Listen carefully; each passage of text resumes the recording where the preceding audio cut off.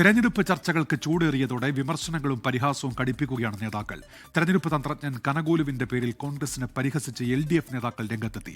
LDFന്റെ mission 110 പരിഹസിച്ചായിരുന്നു Congress നേതാവ് രമേശ് ചെന്നിത്തലയുടെ പ്രതികരണം.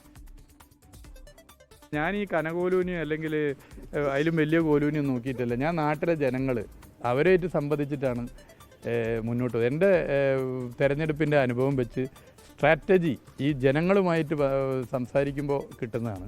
കനകോലും അല്ല ഏത് കോലും ആയാലും പബ്ലിക്കുമായിട്ടുള്ള ഇൻ്റർഫിയറൻസ് ആണ് പ്രധാനം. പബ്ലിക്കുമായിട്ട് എങ്ങനെ ഇടപെടുന്നു, അവരെ സംബന്ധിച്ചിടത്തോളം സൗജന്യമായിട്ട് ചെയ്യുന്നതല്ല. കോൺഗ്രസിൻ്റെ ആദർശത്തിൻ്റെ ഭാഗമായിട്ടാണോ കനകോലു പണിയെടുക്കുന്നത്? അല്ലല്ലോ. ഇതാ കോഴിക്കോട് പിടിച്ച് കനകോലു പറഞ്ഞ് കനകോലിൻ്റെ റിപ്പോർട്ട് ഇതാ. അപ്പോൾ കനകോലു സിന്ദാബാദാണ്.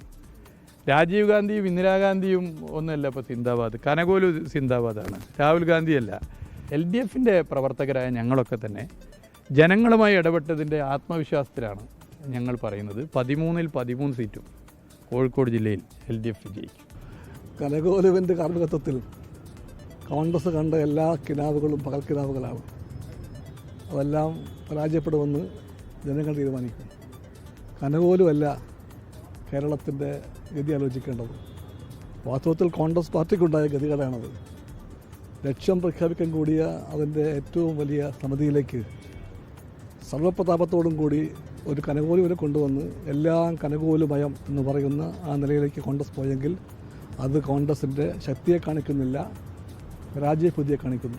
ഈ UDF 100 ആണെങ്കിൽ LDF 110 ആക്കി സീറ്റ്. ഇനിയിപ്പോൾ NDA 210 പറയുമെന്ന് എൻ്റെ സംശയം.